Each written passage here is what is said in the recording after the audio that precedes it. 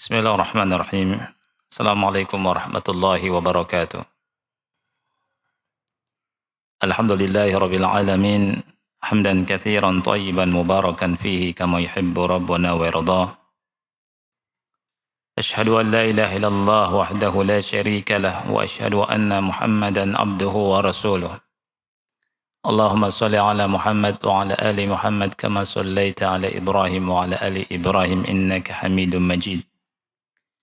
Allahumma barik ala Muhammad wa ala ali Muhammad kama barakta ala Ibrahim wa ala ali Ibrahim innaka Hamidum Majid. Ikhwah sekalian yang Allah muliakan, kita lanjutkan pembahasan tentang fawaid, faidah-faidah yang kita ambil dari kisah para nabi dan rasul. Yang di sini kita ambil faedah dari Nabi Dawud alaihi assalam. Pada pertemuan yang lalu kita bahas di antara faedah yang bisa kita ambil bahwa kerajaan, kemudian hukum dan khilafah itu di tangan Allah. Jadi itu semua perkara di tangan Allah Subhanahu wa taala. Ya. Jadi umurun biyadillah. Allah memberikan kepada siapa yang Allah kehendaki dan Allah mengangkatnya, mencabutnya dari siapa yang Allah kehendaki. Kemudian pada pertemuan yang lalu kita bahas juga tentang hak rakyat ya, yang wajib atas pemimpinnya. Dan pada pertemuan yang lalu juga kita bahas hak-hak pemimpin yang wajib ditunaikan oleh rakyatnya. Baru satu kita bahas, ini wajib bagi rakyat untuk taat kepada pemimpinnya. Ini yang pertama. Kemudian yang kedua adalah bertanasuh fima bainahum wa bainahu. Adanya saling nasihat menasihati antara rakyat dengan pemimpinnya. Wa alla yakuna nus'uhum iyyahu amaman nas. Tetapi nasihatnya tidak di hadapan manusia, tidak di khalayak ramai. Dan itu namanya ghibah. Sedangkan ghibah kepada tetangga kita saja enggak boleh. Apalagi kepada pemimpin. Ya. Kita lihat beberapa dalil yang disebutkan oleh penulis hafizahullah taala. Ya, sebelumnya disebutkan di sini Nabi sallallahu alaihi wasallam bersabda, "Ad-dinu an-nasihah." Agama itu merupakan nasihat. Qulna, kami berkata, liman? Untuk siapa wahai Rasulullah? Rasul menjawab, lillahi wa li kitabihi wa li rasulihi wa li a'immatil muslimina wa ammatihim. Untuk Allah, untuk kitabnya, rasulnya, dan a'immatul muslimin, dan keumuman mereka. Syekh rahimahullah berkata, lakin idza qassara ar-ra'i fi haqqi ra'iyatihi wa lam yu'tiha haqqaha wasta'thara ad-dunya li nafsihi waqtarafa adh-dhunuba wal ma'asi fahal lil ummati an takhruja 'alaihi bisayf.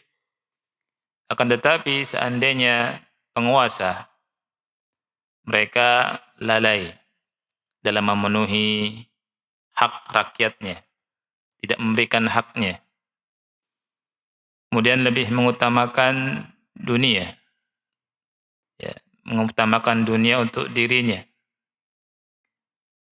Kemudian juga selain itu melakukan perbuatan dosa dan maksiat. Apakah boleh bagi umat untuk memberontak? Lihat, antakhruja alaihi bisayf, untuk mengangkat pedang, untuk keluar dari ketaatan, untuk memberontak. Wa hal li du'atil isti'jal an yadhkuru uyub ar-ra'i 'ala al-manabir wa fil majalisi li itharati an-nas 'alaihi. Apakah boleh bagi para dai, para duat, para pendakwah, doatnya di sini doatul isti'jal, untuk berbicara tentang mereka, berbicara tentang aib mereka di atas mimbar-mimbar, di majlis-majlis, ya, untuk mempengaruhi manusia. Fil haqiqah, hakikatnya tentang masalah ini adalah wajib, yang wajibnya adalah kita luruskan sesuai dengan apa yang disabdakan oleh Rasulullah sallallahu alaihi wa ala alihi wasallam dalam hadis-hadis beliau. Seperti Rasul kita sallallahu alaihi wasallam pernah bersabda, "Innaha satakunu ba'di atharah." Setelahku akan terjadi atharah, akan ada atharah. Atharah ini para penguasa yang mementingkan urusan mereka sendiri, mementingkan dunia mereka, tidak ngurusi bawahannya, rakyatnya. Wa umurun tunkirunaha. Ada perkara-perkara yang kalian ingkari. Ini kata Rasul, tunkirunaha. Jadi perkara-perkaranya kalian ingkari. Qalu, ya Rasulullah, kaifa ta'muru man adraka minna dhalik? Wahai Rasulullah, bagaimana yang kau perintahkan kepada kita semua ini jika ada yang menjumpai hal tersebut? Kemudian Rasul sallallahu alaihi wasallam bersabda, tu'adduna al-haqqa alladhi 'alaikum wa tas'aluna Allah alladhi lakum. Tetap kalian menunaikan hak yang ditunaikan. Sekali lagi, tetap kalian menunaikan hak atas kalian kepada mereka yang wajib kalian tunaikan. Kemudian kalian minta pada Allah hak kalian, ya, atau hak kalian wajib. Kalian tunaikan kewajiban, adapun haknya kalian minta sama siapa? Allah. Ini nasihat dari Rasulullah SAW. Diperintahkan untuk sabar. Ya. Kemudian di sini disebutkan lagi, Rasul kita SAW bersabda, khiyaru a'immatikum alladzina tuhibbunahum wa yuhibbunakum. Jadi sebaik-baik pemimpin kalian adalah yang kalian mencintai mereka dan mereka mencintai kalian. Wa yusalluna 'alaikum wa tusalluna 'alaihim. Yang mendoakan kebaikan untuk kalian juga mendoakan kalian mendoakan kebaikan atas mereka. Wa syiraru a'immatikum alladzina tubghidunahum wa yubghidunakum. Dan seburuk-buruk pemimpin kalian adalah orang-orang yang kalian benci dan mereka membenci kalian. Wa tal'anunahum wa yal'anunakum. Kalian melaknat mereka dan mereka melaknat kalian. Kila, kemudian dikatakan, ya Rasulullah, afala nunabidhuhum bisayf? Wahai Rasulullah, apakah boleh kita berontak, kita keluar dari ketaatan, kita perangi mereka dengan pedang? Faqal, kemudian Rasul berkata, la, tidak. Ma aqamu fikumus shalah, selama mereka menegakkan salat. Wa idza ra'aitum min wulatikum syai'an takrahunahu, dan apabila kalian melihat sesuatu yang kalian benci, yang kalian tidak sukai dari penguasa kalian, fakrahu amalahu, bencilah amalnya, benci perbuatannya, wala tanzi'u yadan min ta'ati, tapi jangan melepaskan ketaatan. Jangan antum ambil tangan untuk melepaskan ketaatan kepada pemimpin kalian, penguasa kalian.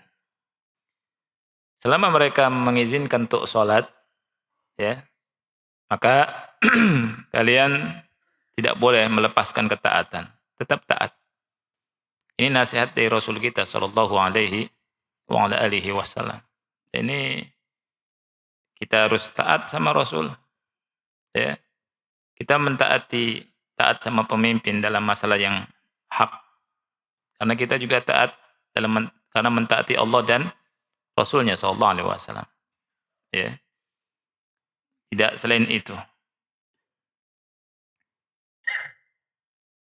Kemudian dari Hudzaifah bin Yaman radhiyallahu an, ia pernah berkata, "Ya Rasulullah, inna kunna basyarun." Wahai Rasulullah, kami ini manusia. Inna kunna bisyarrin. Ya Rasulullah, dulu kami berada dalam keburukan. Faja'allahu bi khairin, fanahnu fihi. Kemudian Allah mendatangkan kebaikan. Dan kita berada di kebaikan ini. Fahal min wara'i hadzal khairi syarrun? Apakah ada keburukan di belakang kebaikan ini? Qala na'am. Rasul menjawab, iya, ada keburukan. Qultu, aku bertanya, hal wara'a dzalika syarri khairun? Apakah setelah keburukan itu ada kebaikan? Qala, Rasul menjawab, na'am, iya. Qultu, aku bertanya lagi, fahal wara'a dzalikal khair syarrun? Apakah di belakang kebaikan itu ada keburukan? Qala na'am, Rasul berkata iya. Kemudian aku berkata lagi, kaifa? Bagaimana keburukannya? Bagaimana kondisinya maksudnya? Rasul berkata, yakunu ba'di a'immatun la yahtaduna bihudaya. Nanti ada para pemimpin yang tidak mengambil petunjuk dengan petunjukku. Wala yastannuna bi sunnati. Tidak mengambil sunnah dengan sunnahku. Wa sayakumu fihim rijalun qulubuhum qulubu syayatin. Dan ada tegak di tengah-tengah mereka orang-orang yang hatinya itu sebenarnya hati-hati syaitan. Fi jusmani ins. Pada badan manusia. Kemudian dia berkata, aku berkata, kaifa asna'u ya Rasulullah in adraktu dzalik? Bagaimana atau apa yang aku perbuat wahai Rasulullah kalau aku menjumpai kondisi itu? Rasulullah SAW bersabda, tasma'u wa tuti'. Kau dengar dan kau taat. Tasma'u wa tuti'u lil amir. Kau dengar, kau taat kepada pemimpin. Wa in duriba dhahruk. Walaupun punggungmu dipukul. Wa ukhidha maluk. Hartamu diambil. Fasma' wa ati'. Dengar dan taat. Jadi diperintahkan untuk dengar, untuk taat. Taat dalam apa? Sebentar. Taat dalam ketaatan. Tapi tidak boleh taat dalam maksiat. La ta'ata li makhlukin fi maksiatillah. Tidak ada ketaatan kepada makhluk dalam memaksiati Allah. Kalau pemimpin merintahkan kita menenggelamkan diri kita ke sumur sampai mati, taat nggak kita? Nggak boleh. Ya, karena maksiat. Jadi melakukan kemaksiatan atau memerintahkan atau diperintahkan untuk melakukan maksiat nggak boleh. Tapi dalam hal yang baik kita wajib taat. Kalau pemimpin memerintahkan maksiat nggak boleh taat. Tapi juga tidak boleh memberontak. Ya. Nggak boleh, hukumnya haram. Nggak boleh memberontak. Dan ini sabda Rasul kita sallallahu alaihi wasallam. Taat kepada pemimpin juga termasuk kita berkendaraan. Naik motor kalau pakai helm, ya pakai helm. Ini taat. Ya, taat sama aturan. Lampu merah berhenti, berhenti. Lampu hijau jalan, jalan. Ya, jangan lampu merah, jalan. Lampu hijau, jalan juga. Enggak ada merah, enggak ada hijau. Ya, ini enggak taat. Ustaz, gimana kalau pakai peci? Peci bukan helm. Ya tidak. Kan peci saya dari kiai. Misalkan begitu. Dan kiai siapa? Sakti. Ya. Nah, pakai helm ya pakai helm. Ya tidak. Nah, tasma' wa tuti', dengar dan taat. Menghadapi pemimpin yang buruk, Itu kita ambil peristiwa seperti menghadapi Hajjaj bin Yusuf zaman dulu, gimana kaum salaf menghadapinya. Hajjaj bin Yusuf itu bagian daripada azab kepada kalian, kata ulama. Maka jangan azab Allah dilawan dengan pedang, tapi azab Allah dilawan dengan kita kembali kepada Allah dengan tadarru', ya, supaya Allah mengangkat azab, ya. Dan masalahnya kompleks. Kemudian juga yang paling baik adalah kita taat kepada apa yang disabdakan oleh Rasulullah sallallahu alaihi wa alihi wasallam. Walaupun di antara hizbiyin, harokiyin mengemukakan pendapat dan kalimat 1000 pendapat, tapi dengan satu hadis saja kita tetap cukup mengikuti hadis Rasul sallallahu alaihi wa alihi wasallam. Ada 1000 pendapat. Kalau 1000 pendapat ini menyelisih hadis Rasulullah sallallahu alaihi wasallam, kita kuatkan yang mana? Kuatkan hadis Rasulullah sallallahu alaihi wa alihi wasallam. Nah, ini merupakan akidah dari akidah Ahlus Sunnati wal Jamaah, ya. Al-Imam At-Tahawi rahimahullah di kitab di Syarh At-Tahawi, ya, di halaman 428, beliau berkata, "Wala naral khuruj ala a'immatina wa wulati umurina wa injaru." Kita tidak memandang keluar dari ketaatan dari para penguasa, dari wulatul umur, walaupun mereka zalim. Wala nad'u alaihim, juga tidak mendoakan keburukan atas mereka. Ini manhajnya Khawarij. Nah, pemimpin kita didoakan dengan doa kekufuran, misalkan doa disamakan dengan orang-orang musyrik. Ini merupakan kezaliman. Ya, ngeri.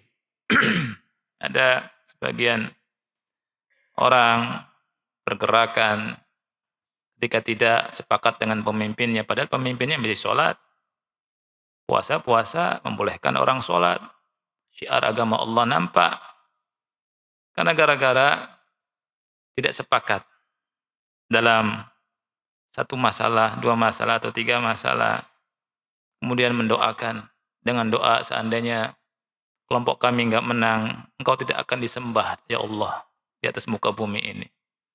Emang melawan orang musyrik. Ini ngeri, akhi. Ya. Kemudian dikafirkan. Nah, jadi kita harus belajar baca gimana akidah Ahlussunnah wal Jamaah dalam masalah ini. Lihat, Imam At-Tahawi rahimahullah berkata, "Wala naral khuruj ala a'immatina wulat umurina."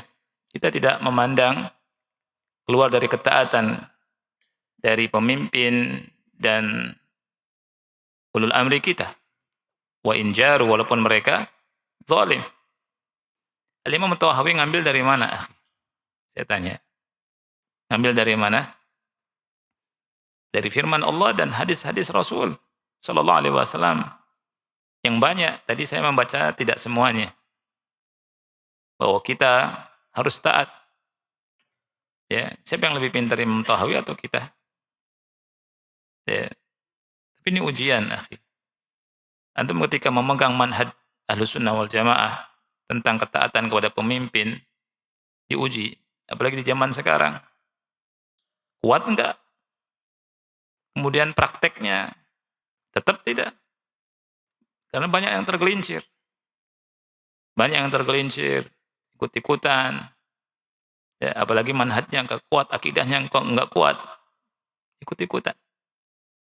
Oleh karena itu, ikhwan yang Allah muliakan, pegang hadis Rasul sallallahu alaihi wa alihi wasallam.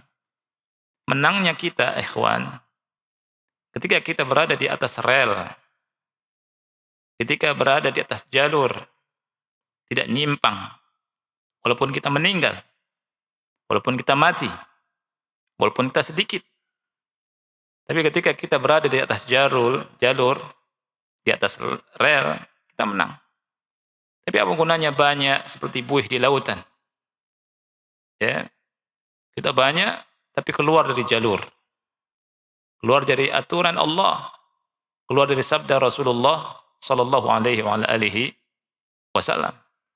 Tasma' wa tuti', kata Rasul. Dengarkan dan taati. Ya. Berarti antum dukung pemerintah yang zalim. Tidak, akhi. Kita mengikuti sabda Rasul sallallahu alaihi wasallam. Dan kita juga diajarkan sama Rasul sallallahu alaihi wasallam, la ta'ata li makhluqin fi ma'siyati al-khaliq. Tidak boleh taat kepada makhluk dalam memaksiati Allah Subhanahu wa taala. Tapi kita enggak boleh memberontak. Enggak boleh mengangkat pedang. Ya. Dari ketaatan kepada pemimpin. Wala naral khuruj ala immatina wa wulati umurina wa injaru. Enggak boleh. Ya, keluar dari ketaatan dari pemimpin kita walaupun mereka zalim. Wala nad'u alaihim, tidak mendoakan dengan doa buruk kepada mereka. Enggak boleh mendoakan kepada pemimpin kita, ya Allah laknati itu yang ada, ya, misalnya presiden fulan, ya, yang duduk di dewan, yang duduk di, dan seterusnya. Ya Allah, binasakan mereka ya Allah. Boleh enggak? Enggak boleh, haram. Wala nad'u alaihim. Ini manhaj, ini akidah. Ini banyak orang yang luntur tentang masalah ini, akhi. Ya. Kemudian takut kalau dikatakan apa? Antek-antek, ini antek-antek nih. Akhi, Al-Imam Tahawi antek-antek bukan nih? Ini antek-antek nih. Gak usah takut, akhi, dibilang antek-antek. Wala antek-antek apa. Enggak ada. Ya. Kita jalan sesuai Quran dan jalan sesuai Rasulullah, sunnah Rasulullah sallallahu alaihi wa ala alihi wasallam.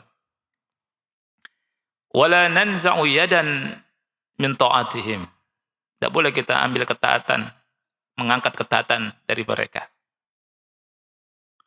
Wa nara ta'atahum min ta'atillah. Mentaati pemimpin merupakan ketaatan kita kepada siapa? Kepada Allah. Allah bilang atiullaha wa atiur rasul wa ulil amri minkum. Faridah ma lam ya'muru bi ma'siyah, dan ini merupakan kewajiban selama mereka tidak memerintahkan maksiat. Selama mereka tidak memerintahkan kita maksiat, kita taat. Ya. Kalau mereka nyuruh antum minum khamr, mau enggak? La abadan. Nyuruh mencuri, dah. Suruh korupsi, jangan. Ya. Suruh zina, jangan. Suruh maksiat, jangan. Kalau merintahkan berbuat yang baik, taat. Nah itu. Ahlus sunnah gampang, akhi. Nikmat hidup. Ya tidak? Ini yang pertama. Ya, yang harus kita pahami, yang namanya kerajaan, kekuasaan, kemudian hukum, kemudian khilafah, semua perkara ini itu di tangan Allah Subhanahu wa taala. Allah kasih kepada siapa yang Allah kehendaki, Allah cabut dari siapa yang Allah kehendaki, akhi. Qulillahumma malikal mulk tu'til mulka man tasha wa tanzi'ul mulka mimman tasha. Lihat. Engkau berikan kerajaan kepada siapa yang engkau kehendaki, engkau ambil kerajaan dari siapa yang engkau kehendaki. Ya. Jadi yang ngasih kerajaan, ngasih kekuasaan, ngambil darinya itu dari siapa yang bisa? Allah Subhanahu wa taala. Dan enggak usah khawatir. Fir'aun, akhi, itu tahunan menguasai Bani Israel. Sempit mereka. Ya. Oh, kejam. Manusia dibunuhi. Anak laki-laki dibunuh. Ya, dipenggal. Anak perempuan dibolehkan hidup. Manusia diperbudak.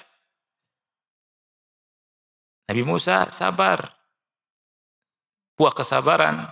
Allah tenggelamkan Fir'aun dan bala tentaranya. Bagi Allah mudah tidak? Mudah.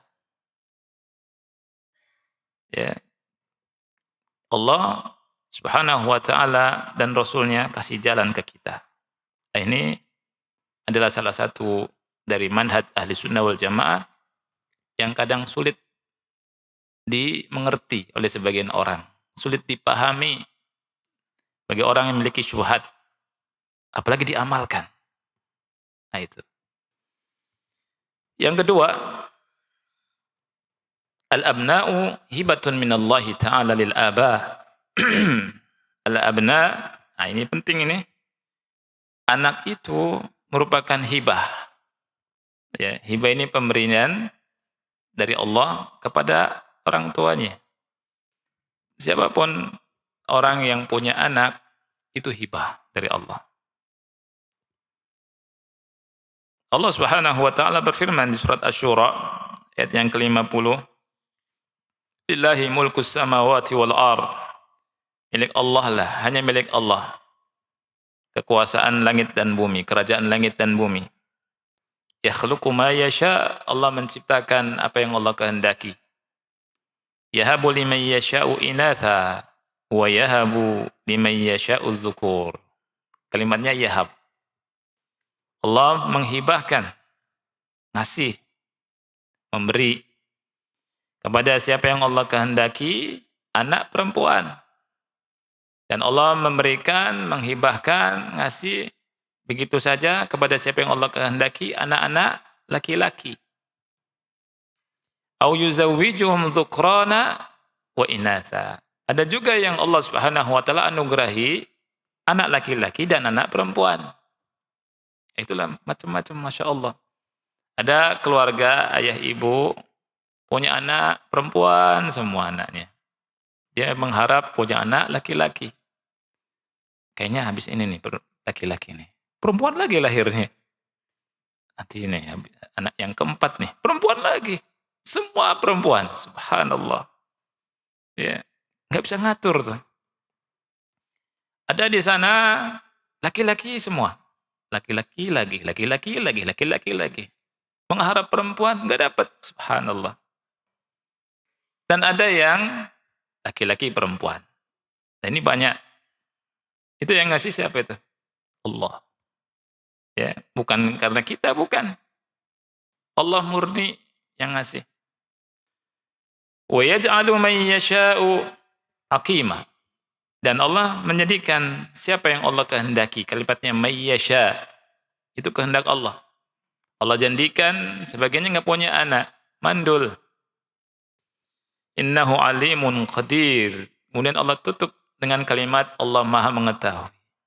Allah tahu fulan berhak dikasih. Fulan dikasih wanita semua, fulan kasih laki-laki semua, ada laki-laki, ada wanita, anak-anak itu. Allah Maha tahu. Fulan punya anak, fulan enggak punya anak.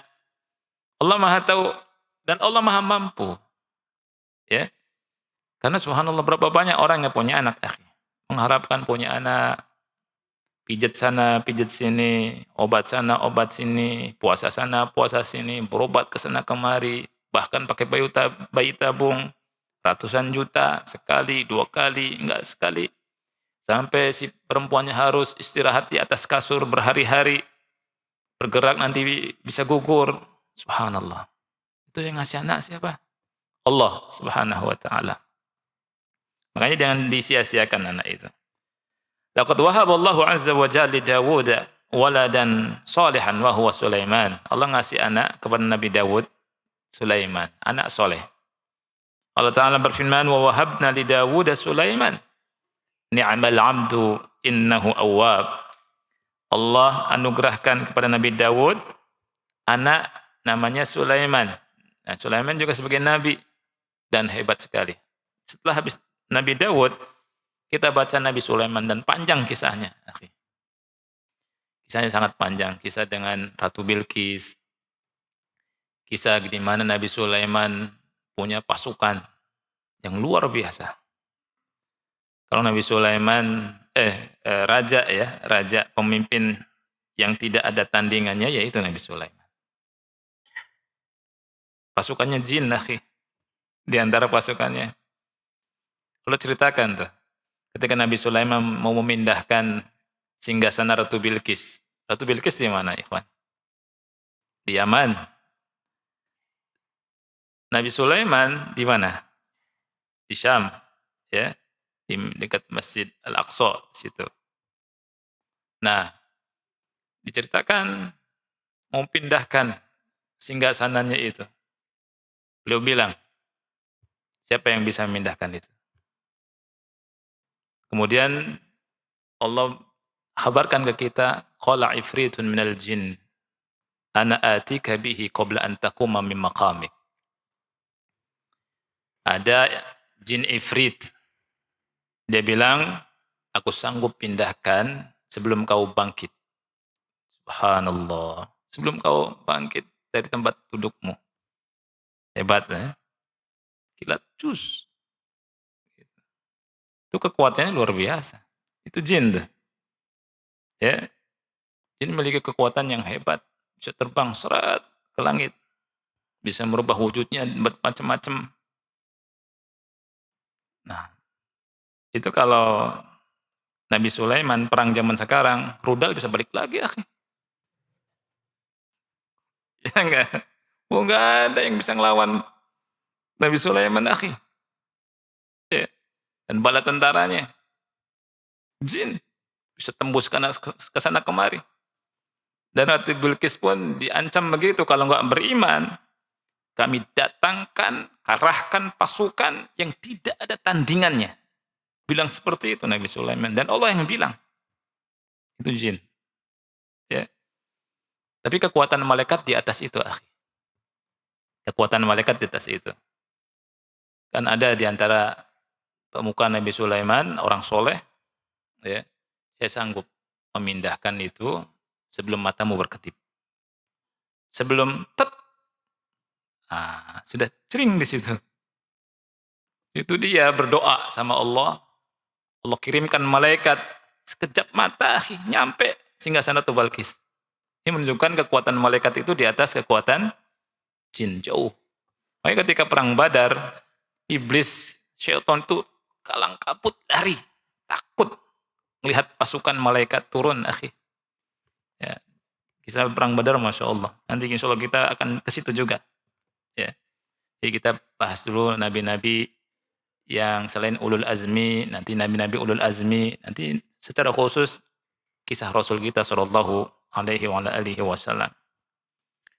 Nah, Allah anugerahkan Nabi Daud dengan Nabi Sulaiman. Ya, dikasih Nabi Sulaiman. Allah bilang ni'mal abdu. Sebaik hamba dia itu. Innahu awwab. Dan Nabi Sulaiman adalah nabi yang suka kembali bertobat kepada Allah Subhanahu wa taala. Dan juga tentang masalah anak itu pemberian Allah, ya. Itu doa Nabi Ibrahim di surat As-Saffat ayat 100. Rabbi habli minas shalihin. Rabbi habli, wahai Rabbku, anugerahkan kepadaku minas shalihin, anak yang soleh. Jadi kalau doa itu jangan asal punya anak saja, tapi doa minas shalihin. Dikasih anak yang soleh. Ini penting, anak yang soleh itu. Juga anak yang soleh itu, ikhwan yang Allah muliakan, juga kadang itu dapat dengan izin Allah dari keberkahan orang tuanya. Keberkahan orang tua. Jadi kalau orang tua itu soleh, soleha, kebaikannya nyampe ke anaknya. Maka tugas kita ini memperbaiki diri. Memperbaiki diri. Ya, antum ingat mungkin peristiwa Nabi Musa yang bertemu dengan Khidir. Ya. Kemudian ikut Nabi Khidir, ada 3 kisah. 1, melubangi perahu. Kemudian 2, membunuh anak kecil, ya kan? Kemudian 3, ini yang terakhir nih. Terakhir, ketika datang ke sebuah kota, kotanya itu orangnya bakhil-bakhil, pelit-pelit, koret, kedekut, bahasa Jawa medit, nggak mau jamu itu orang. Ya. Kemudian Nabi Khidir dan Nabi Musa ingin keluar dari kota tersebut, ngelihat ada sebuah dinding mau roboh tuh. Disebutkan mau roboh itu dinding. Kalau dibiarin roboh. Roboh, nanti akan kelihatan tuh harta di situ. Kan orang kalau dinding roboh, wah kelihatan ya ada harta-harta nih. Kan gitu. Nabi Musa nggak tahu. Allah kasih tahu kepada Nabi Khidir tentang ilmu yang Nabi Musa nggak tahu. Nabi Musa memiliki kelebihan ilmu yang Nabi Khidir nggak punya. Tapi antara Nabi Musa sama Nabi Khidir siapa yang lebih utama? Nabi Musa, karena termasuk ulul azmi yang insya Allah kita akan bahas. Kemudian ketika dibangun lagi sama Nabi Khidir, kata Nabi Musa, ambil upah. Law ittakhadta alaihi ajra, ambil upah. Kata Nabi Khidir, hadza firaqu baini wa bainik. Ini perpisahan kita. Sudah 3 kali. Ya kan? Perlu dikisahkan kenapa ngelubangi perahu, kenapa bunuh anak. Adapun ini dinding Allah beritakan wa ammal jidaru fakana li ghulamaini yatimaini fil Madinah. Adapun dinding yang mau roboh, kemudian dinding itu diluruskan lagi, direnovasi, itu milik 2 anak yatim di kota tersebut. Subhanallah. Dan di bawah dinding itu ada kanzun lahuma, harta milik keduanya. Anak itu enggak tahu. Harta milik keduanya. Dan Allah sebutkan wa kana abuhuma sholiha. Ini harus dilingkari kalimat ini. Dan ayah dari 2 anak itu ayah yang soleh. Subhanallah. Kenapa Allah sebutkan? Karena ini inti masalah. Masalahnya di sini. Allah ingin jaga tuh anak-anak itu sampai gede. Allah juga jaga harta dari anak itu karena kesolehan orang tuanya. Jadi dari sini kita dapat pelajaran tuh ikhwah ya. Kalau kita ingin memberikan kebaikan pada anak-anak kita, jadilah hamba-hamba Allah yang soleh, solehah. Perbaiki diri. Investasi yang terbaik itu kesolehan. Bukan harta, bukan. Harta itu habis. Harta bahkan bisa membuat orang berantem. Bisa membuat anak cucu pecah. Putus tali silaturahim. Bisa membuat anak-anak membunuh orang tuanya. Minimalnya kapan cepat matinya tuh. Mereka mikir, kapan abah mati ini? Ada banyak yang begitu. Karena enggak soleh. Abinya juga enggak soleh. Wa kana abuhuma sholiha. Jadi kesolehan itu berkah.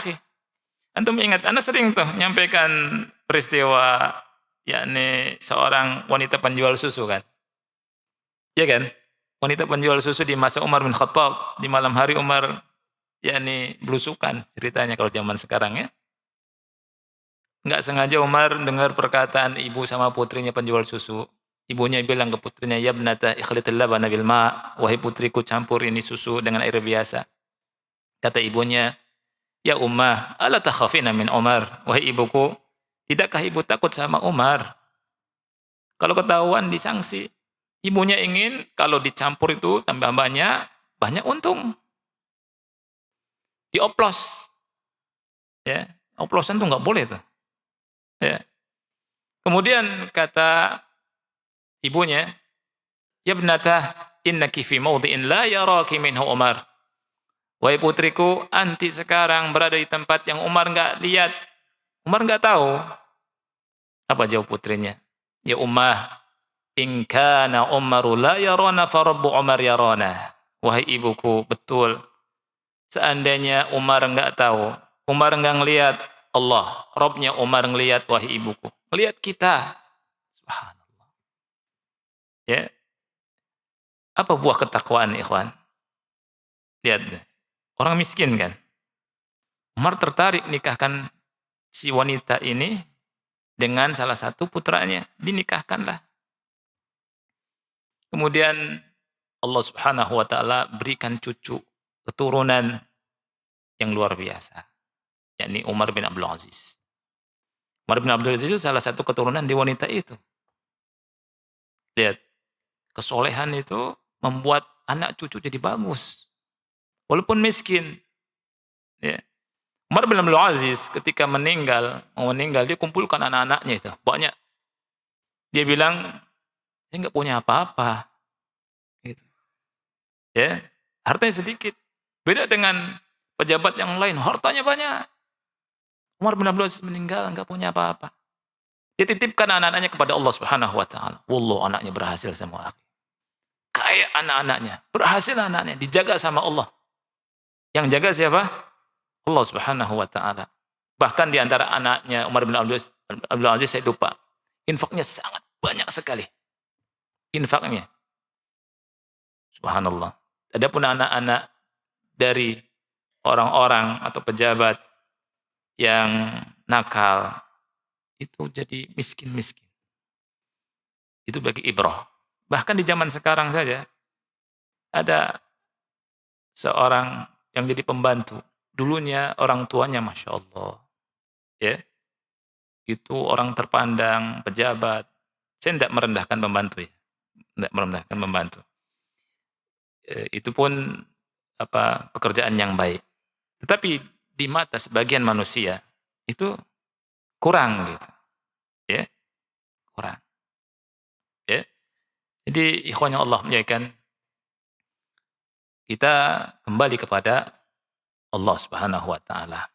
Jadi investasi terbaik buat anak cucu itu ketakwaan, kesolehan. Wa kana abuhuma solihah. Nah, walaupun tadi siapa namanya? Wanita tadi miskin hidup, Masya Allah. Ya, kawan-kawan kita ya, kerja ngebeca dan sebagainya jadi pembantu. Anak-anaknya sehat-sehat. Gemuk-gemuk, bahagia hidupnya. Ya kan? Jadi bahagia itu tidak harus nunggu kaya. Sekarang sudah bahagia kita. Bukti bahagia apa? Bukti bahagia bisa senyum kita. Senyum itu bahagia tidak? Bahagia, nikmat, nyaman, Masya Allah. Itu berkah. Kita balik sini, ikhwanya Allah muliakan. Jadi, anak itu hibatun minallah. Anak itu adalah hibah, pemberian dari siapa? Dari Allah Subhanahu wa taala, murni. Nah, di sini disebutkan ya oleh penulis rahimahullahu taala. Saya loncat jauh ya ikhwan ya, langsung ke halaman 507. Fal auladu ni'matun 'azimatun min ni'amillahi allati la tu'addu wa la tuhsah. Anak-anak itu merupakan nikmat yang besar dari Allah yang tidak terhitung. Wa hadhihi ni'matu tadumu lil aba wa taqirru a'yunuhum biha. Dan nikmat ini menjadi langgeng bagi orang tuanya. Kemudian mereka merasa nikmat melihat anak-anak mereka, penyejuk pandangan mereka. Idza addal aba'u haqqal abna. Apabila al-aba, orang tua itu bisa menunaikan hak anak-anaknya. Wa idza lam yaf'alu tahawwalat hadhihi an-ni'matu ila niqmah. Seandainya para orang tua tidak menunaikan hak anaknya, maka nikmat yang besar ini berubah menjadi niqmah, menjadi azab. Ini yang bilang ulama ini. Nah, terus bagaimana hak anak itu yang wajib ditunaikan oleh para orang tua? Nah, ini penting buat kita semua. Di sini disebutkan, na'am fa inna lil abna'i huquqan 'alal aba'i katsiratan jiddan. Kata beliau, iya. Anak-anak itu memiliki hak yang wajib ditunaikan oleh orang tuanya dan haknya sangat banyak sekali. Katsiran jiddan. Min huququn qabla wujudil abna wa min huququn ba'da wujudihim. Ada hak-hak sebelum anak itu lahir. Ada hak-hak setelah anak itu lahir. Nah, ini penting sekali. Apa hak-hak anak kita sebelum anak itu lahir? Apa saja hak-hak setelah anak itu lahir? Sebelum anak itu lahir, ada beberapa hak disebutkan di sini oleh penulis rahimahullahu taala, ada 3. Hak-hak anak sebelum ada.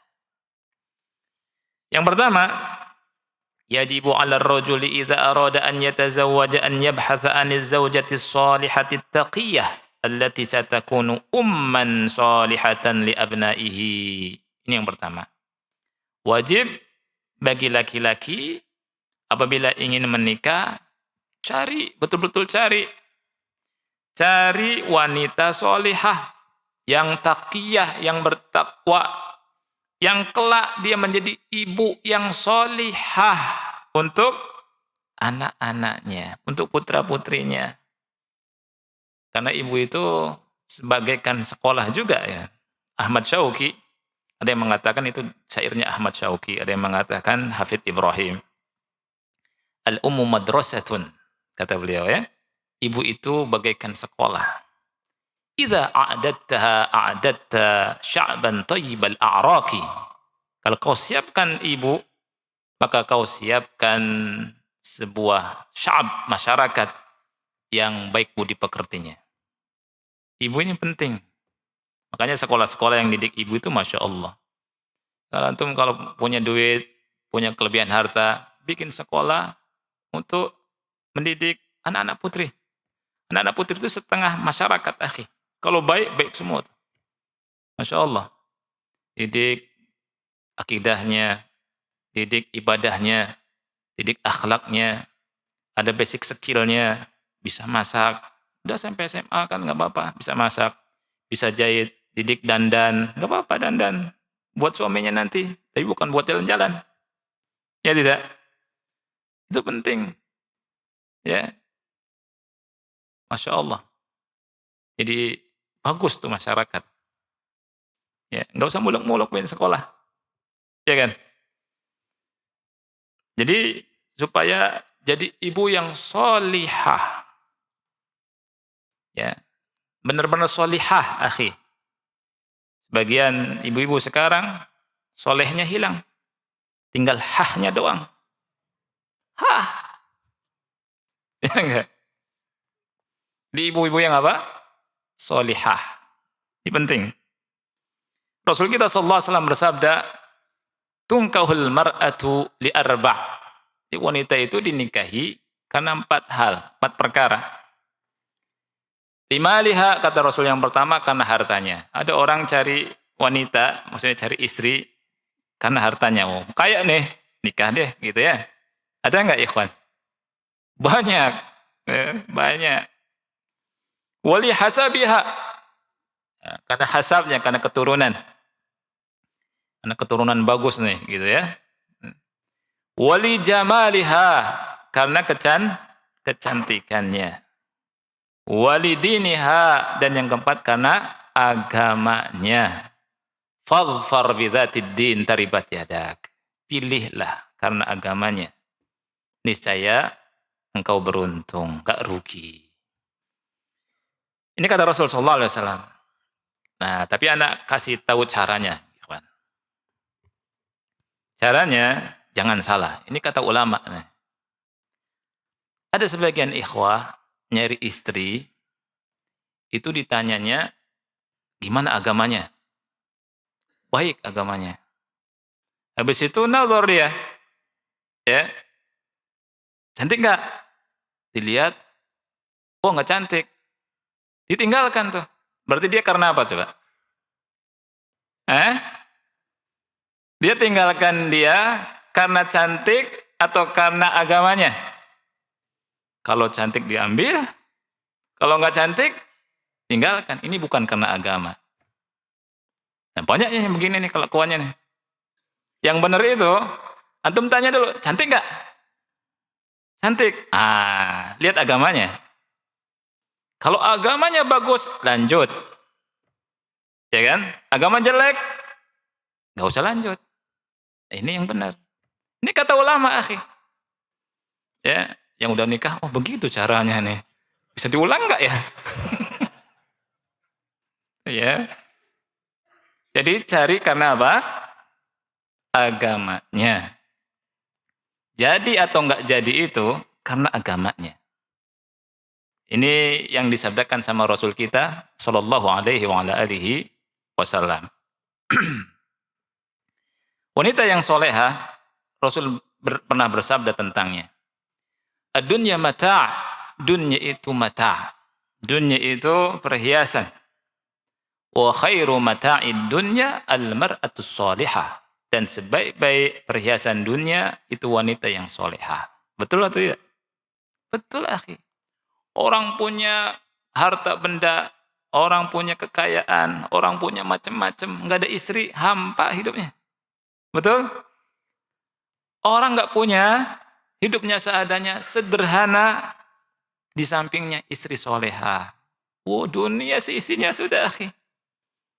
Belum sholat, mas, sholat, mas. Ya, lihat istrinya, iya sholat, masya Allah. Subuh nggak bangun-bangun, dibangunin, sholat, mas, sholat. Ya, iya sholat. Istri soleha enggak tuh yang gitu? Soleha yang gitu. Dijaga istri yang seperti itu. Ya. Alhamdulillah wassalatu wassalamu ala Rasulillah wa ala alihi wa ashabihi wa man walah wa la haula wa la quwata illa billahi amma ba'd. Hak yang kedua, hak anak sebelum mereka lahir adalah annahu idza arada az-zawj annahu idza arada az-zawju an ya'tiya zawjatahu an yata'awwadza billahi minasyaitonir rajim. Apabila seorang suami ingin menggauli istrinya, hendaknya dia meminta perlindungan kepada Allah dari godaan syaitan yang terkutuk. Ini hak yang kedua. Jadi hak anak ini. Jadi suami ketika mau menggauli istrinya, dia harus atau dianjurkan dengan sangat ya untuk membaca doa. Doa minta perlindungan kepada Allah. Nah, doanya gimana? Ada hadis di sini yang sahih riwayat Bukhari Muslim. Rasul bersabda, "Lau anna ahadahum idza arada an ya'tiya ahlahu." Apabila salah satu dari mereka ingin menggauli keluarganya atau istrinya, yang dimaksud di sini menggauli istrinya, qal, dia mengucapkan bismillahi Allahumma jannibna syaitan wa jannibis syaitana ma razaqtana. Ya Allah, jauhkanlah dari kami syaitan dan jauhkanlah syaitan dari apa yang kau rizkikan kepada kami. Jadi doanya pendek, ya. Enggak panjang-panjang, jangan khawatir, akhi. Doanya pendek aja. Bismillah, Allahumma jannibna syaitan wa jannibis syaitana ma razaqtana. Ini jangan lupa ya. Kan ini hak siapa? Hak anak. Kata Rasul, fa innahu in yuqaddaru bainahuma waladun fi dzalika lam yadurruhu syaitanun abada. Sesungguhnya jika ditakdirkan dari hubungan keduanya lahir anak, lam yadurruhu syaitanun abada. Niscaya syaitan tidak akan memudaratkan anak tersebut selamanya. Subhanallah. Dengan doa menyelamatkan anak dari gangguan syaitan. Ya, jadi anaknya baik, anaknya terjaga. Jadi kalau kita ingin punya anak dan anak itu terjaga, sebelum hubungan baca ini. Jangan mikirin obat kuat aja, tapi nggak baca doa, ya. Jadi baca doa ini, insya Allah kuat. Bismillah, Allahumma jannibna syaitan wa jannibis syaitana ma razaqtana. Ya. Yang ketiga, hak anak sebelum anak itu lahir, an yabta'ida al-aba'u wal ummahatu anit tadkhin. Nah, ini perhatikan nih. Orang tua, ayah, ya, bapak dan ibu menjauhkan diri dari ngudud. Tadkhin itu artinya apa? Ngerokok, ngudud. Ya. Zaman sekarang tuh apa itu namanya yang gede itu? Vape. Ya. Pef atau vape? Vape, ya. Haram itu enggak boleh. Rokok haram, vape haram. Ya. Dan para dokter sepakat mengatakan bahaya, ya tidak? Kalau ada yang mengatakan halal, itu bahlul itu. Ya. Baik, ini hak anak. Hak anak. Jadi kalau ingin punya anak yang sehat, ayah dan ibu jauhkan diri dari ngerokok. Kok bisa? Iya, karena berpengaruh ternyata. Kasihan nggak sama anak kalau anak itu bengek nanti? Ya, gara-gara orang tuanya ngerokok, gara-gara bandel, diomongin nggak mau nurut, malah bilang halal. Gitu. Halal kata endas. Ya, nggak halal. Rokok itu akhi. Di sini disebutkan wadzalika awalan kata Syekh, hal tersebut pertama li'anna at-tadkhin haram. Karena rokok itu haram. Rokok itu haram. Allah berfirman wala tulqu biaidikum ila at-tahlukah. Jangan lemparkan diri kalian kepada kebinasaan. Kemudian yang kedua, li'anna ad-dukhana yadurru at-tifla. Karena rokok itu bisa memudaratkan tifl, anak kecil, bayi, janin, hatta wa huwa fi batni ummihi, walaupun berada di perut ibunya si janin itu. Kasihan. Ya, makanya abah-abah, emak-emak jauhi rokok. Jangan ikut-ikutan. Jangan ikutan orang yang mengatakan zaman modern bebas ngerokok nih. Itu bukan modern, akhi ya. Jadi rokok itu kata ulama bisa memudaratkan anak. Antum nanti ngobatin anak ya sambil nangis, sedih, kasihan. Oh, anaknya sakit, uang biaya banyak. Ya, jangan salahkan. Wala yalumanna illa nafsah. Ya, karena orang tuanya sebagiannya itu dia bandel. Kalau udah jadi orang tua punya anak jangan bandel. Ya. Fayatasabbab at-tadkhinu fi isabati at-tifli bi amradin katsirah. Ya, dengan sebab merokok berapa banyak tuh anak kena amrad. Amrad itu penyakit. Enggak satu amradnya. Amrad itu banyak, amrad katsirah. Anak kena banyak penyakit. Nah ini, jadi hak ini diperhatikan. Itu hak anak. Ya. Baik, ini yang bisa kita bahas, ikhwan ya. Mudah-mudahan manfaat. Jadi kalau antum nanti ada pertanyaan pakai kertas taruh di sini. Ya, supaya nanti ana bisa tentukan waktunya untuk jawab. Kalau bisa ana jawab, kalau enggak ya tidak dijawab. Ya. Ini saja yang bisa kita bahas, mudah-mudahan bermanfaat. Dan ana berdoa semoga kita yang di sini dirahmati oleh Allah, diberkahi oleh Allah Subhanahu wa taala, dan semoga Allah Subhanahu wa taala memudahkan urusan dan dunia akhirat kita semua. Subhanakallahumma bihamdika asyhadu an la ilaha illa anta astaghfiruka wa atubu ilaik. Wassalamualaikum warahmatullahi wabarakatuh.